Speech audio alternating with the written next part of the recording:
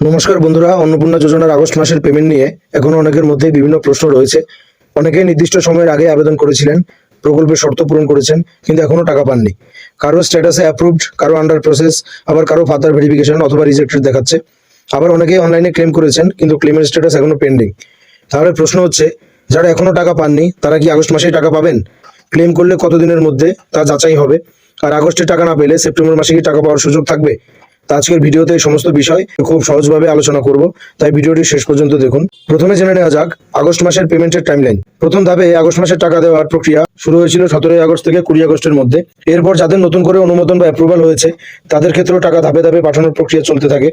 অর্থাৎ শুধু 17 থেকে 20 আগস্টের মধ্যে যে সমস্ত টাকা পাঠানো হবে এমন নয়, পরবর্তী সময়ে যাদের অ্যাপ্রুভাল সম্পন্ন হচ্ছে তাদের ক্ষেত্রে ডিবিটির মাধ্যমে টাকা পাঠানো হচ্ছে। এই কারণে 28 আগস্ট থেকে 31 আগস্ট পর্যন্ত পেমেন্ট প্রসেস চলমান থাকার সম্ভাবনা রয়েছে।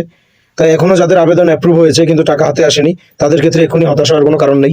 অ্যাপ্রুভাল সম্পূর্ণ হওয়ার পর পেমেন্ট প্রসেসিং বা রিলিজের মাধ্যমে টাকা অ্যাকাউন্টে পৌঁছাতে পারে। এবার সবচেয়ে গুরুত্বপূর্ণ বিষয়, আপনার স্ট্যাটাস কি বলছে এবং সেই অনুযায়ী আপনার কি করা উচিত।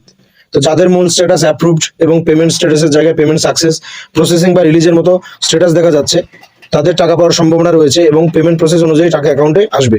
আবার অনেকের মূল স্ট্যাটাস অ্যাপ্রুভ দেখাচ্ছে কিন্তু এখনো টাকা আসেনি, তাদের ক্ষেত্রেও কিছুটা অপেক্ষা করা দরকার রয়েছে।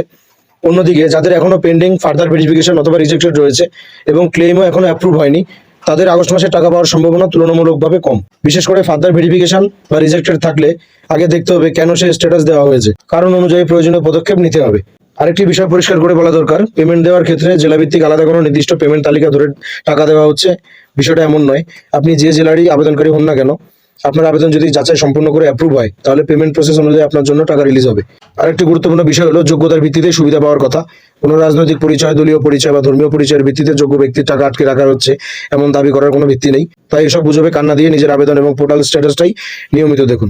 এবার আসি খুব গুরুত্বপূর্ণ একটি সমস্যায়। অনেকের আবেদন অ্যাপ্রুভড কিন্তু ব্যাংক অ্যাকাউন্টে টাকা আসছে না। এর পিছনে কয়েকটি কারণ থাকতে পারে। প্রথমত, ডিবিটি লিঙ্ক। আপনার আধার কোন ব্যাংক অ্যাকাউন্টের সঙ্গে ডিবিটির জন্য সক্রিয় রয়েছে সেটা ব্যাংকে গিয়ে নিশ্চিত করুন। একাধিক ব্যাংক অ্যাকাউন্ট থাকলে কোন অ্যাকাউন্টে ডিবিটি সক্রিয় রয়েছে সেটিও দেখে নিন, কারণ টাকা ডিবিটির মাধ্যমে সেই অ্যাকাউন্টে যাওয়ার কথা। দ্বিতীয়ত, আধার ও কেওয়াইসি।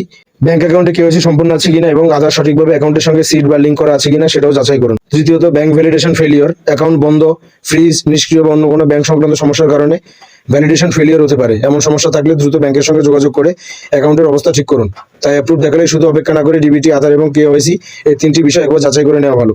এবার 4টি গুরুত্বপূর্ণ স্ট্যাটাস অনুযায়ী কি করবেন সেটা জেনে নিন। আন্ডার প্রসেস থাকলে এই মুহূর্তে বারবার ক্লেম করার দরকার নেই। আপনার আবেদন যাচাইয়ের মধ্যে রয়েছে, তাই কিছুটা অপেক্ষা করুন। আপনার এলাকার বিডিও অফিসে যদি আধারের কপি বা প্রয়োজনীয় কোনো নথি জমা নেওয়া থাকে তাহলে নিয়ম অনুযায়ী জমা দিতে পারেন। তবে শুধু আন্ডার প্রসেস দেখাচ্ছে বলে অযথা বারবার ক্লেম করবেন না।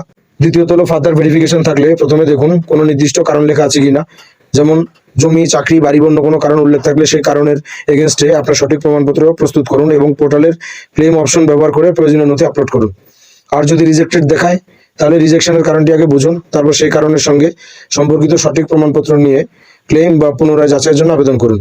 আর সবচেয়ে গুরুত্বপূর্ণ বিষয় হলো শুধু ক্লেম স্ট্যাটাস নয়, মূল অন্নপূর্ণা যোজনার স্ট্যাটাসটাও নিয়মিত দেখবেন। অনেক সময় ক্লেম স্ট্যাটাস আপডেট হতে দেরি হতে পারে কিন্তু মূল স্ট্যাটাস পরিবর্তিত হয়ে যায়। ক্লেম করার সময় কয়েকটি বিষয় অবশ্যই মনে রাখবেন। প্রথমত, একই ব্যক্তির নামে বারবার ক্লেম করবেন না, একবার ক্লেম করার পর সেটি যাচাইয়ের জন্য অপেক্ষা করুন।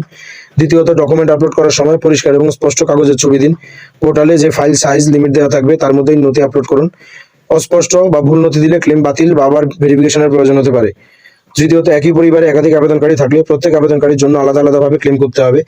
একজনকে সিলেক্ট করে তার ক্লেম সাবমিট করার পরে প্রয়োজনে পরবর্তী আবেদনকারী ক্লেম করতে হবে। আর যারা রিজেক্টেড তারা কারণ অনুযায়ী সঠিক প্রমাণ নিয়ে ক্লেম করতে পারবেন। এবার সেপ্টেম্বর মাসের কথা।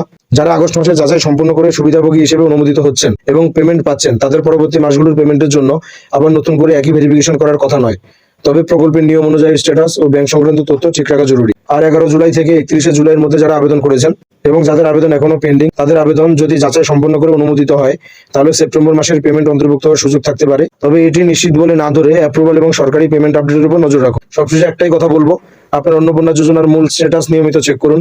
অ্যাপ্রুভ হয়েছে কিনা, ফার্দার ভেরিফিকেশন আছে কিনা, রিজেক্টেডের কোনো কারণ আছে কিনা, এসব দেখলে আপনি বুঝতে পারবেন এখন আপনার কি করা উচিত। আর ব্যাংকের দিক থেকেও ডিবিটি, আধার এবং কেওয়াইসি ঠিক আছে কিনা একবার নিশ্চিত হয়ে নিন। ভিডিওটি যদি আপনার কাজে আসে তাহলে অন্য উপভোক্তাদের কাছেও শেয়ার করুন, কারণ অনেকেই এখনো বুঝতে পারছেন না তাদের স্ট্যাটাস অনুযায়ী আসলে কি করা উচিত। তো সবাই ভালো থাকবেন, সুস্থ থাকবেন।